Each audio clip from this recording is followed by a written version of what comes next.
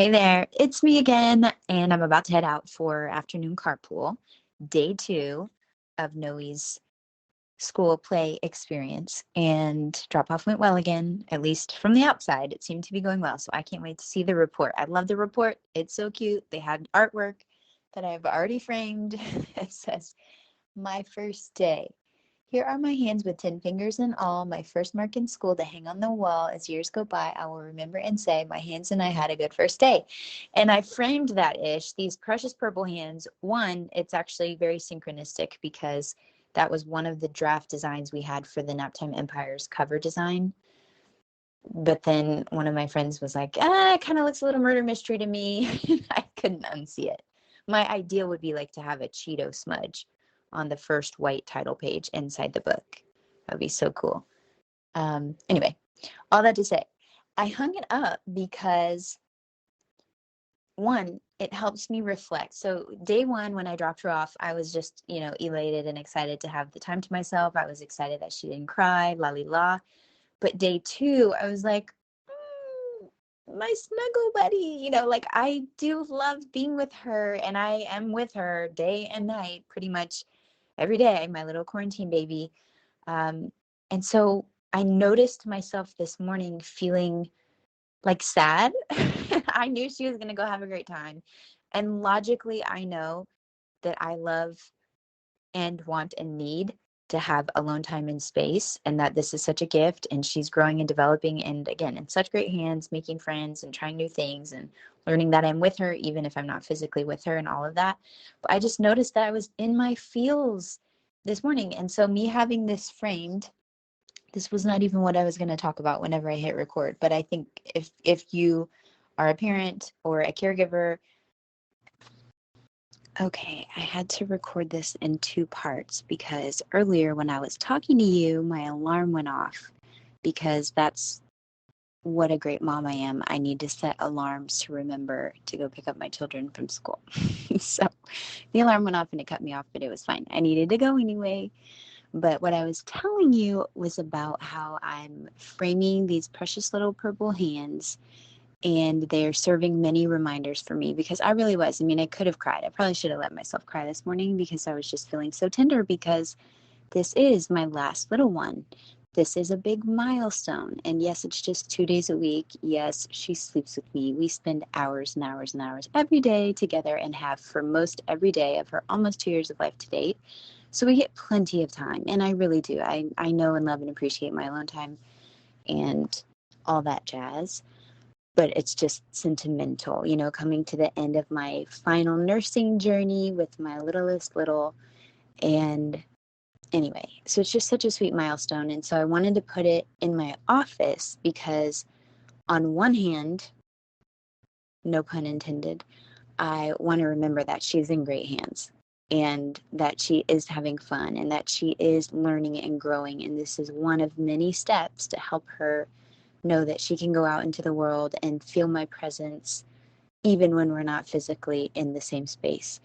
And likewise, because I don't want to put like all of my whole identity into needing to be physically near my children, so that puts a lot of pressure on them to be my fulfillment and my joy and inspiration physically in my space. I want them to go and grow, which is something that my dad used to say and still does, go and grow.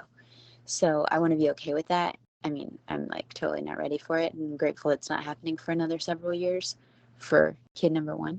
But nonetheless, like, I have been around the block enough to know that this is a necessary part, and it is beautiful, and there are so many benefits. And along with the grief and little bit of sadness comes obviously great relief as well, because then I get to have time and space to nurture my own creative projects and my business and my service in ways that I haven't felt the brainwidth or capacity to in these years of bringing her onto the roster and into life. So that's one thing. It's the reminder that she's in great hands, that this is a really sweet moment, just like a glimpse in time. I mean, my oldest is now in 5th grade, so I know how fast it can go.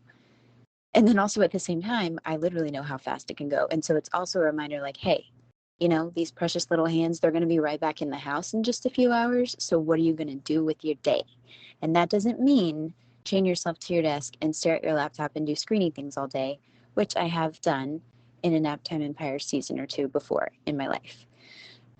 But now I know that that's not actually how I work. As long as I know that I love tidying my home, like, especially if it's empty. I love resetting the space. So I love listening to inspiring audios, getting the house how I want to have it for the day, which might take an hour or something. And it's also just like a physical activity warm up. I say this like I have this regular routine. It's happened twice so far. And then so doing whatever I need to do if I have appointments or if I have client calls, and then also having a list of inspiring, profitable priorities and like, what is the next step that I know I need to take in order to feel in integrity with myself when my head hits the pillow or when that alarm goes off to go pick up these kiddos. So they remind me she's in great hands, that this is a season and it's going to go in a blink. And also that there is going to be a time when I need to hop back in the car and go pick her up, and her brothers as well.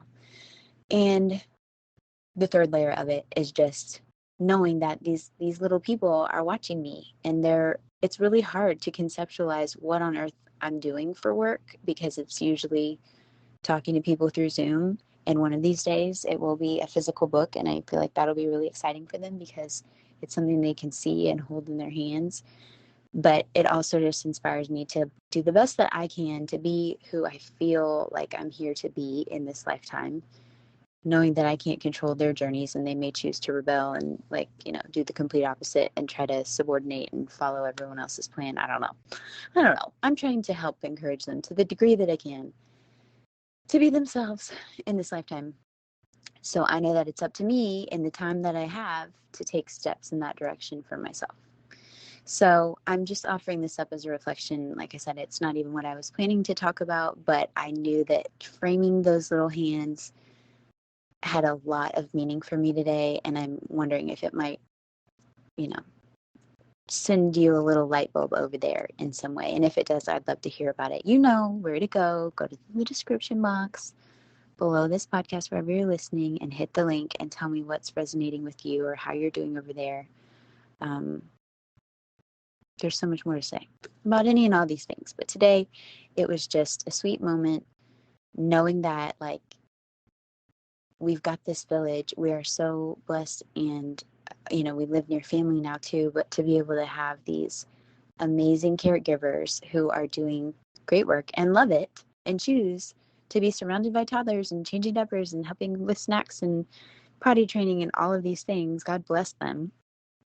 And then knowing also, like, there is a time where I'm going to be picking her up. So, like, let's not get too sad. Let's make the most of what we've got. And I'm looking forward to whatever may come from this experience. Again, it's only been 2 days. We'll see how we do next week once she actually realizes the patterns here of, like, okay, but seriously, are you really leaving? Okay, she's waking up. There's the baby monitor. I gotta go. I'll meet you back here soon. Okay, technically that was the end of the episode, but since you're still here, 1, I'd love to thank you for spending part of your day with me, and 2, I'd love to ask you if you would take 30 seconds, maybe 60, to leave a rating and review in your podcast app before you tap out today. If you've already done that, it's amazing. Please send me a screenshot so I can thank you personally, and know that sharing this episode with a friend has the same magical powers, and I deeply appreciate both. Also, in case you're listening to the end to see if I ever actually introduce myself, hi!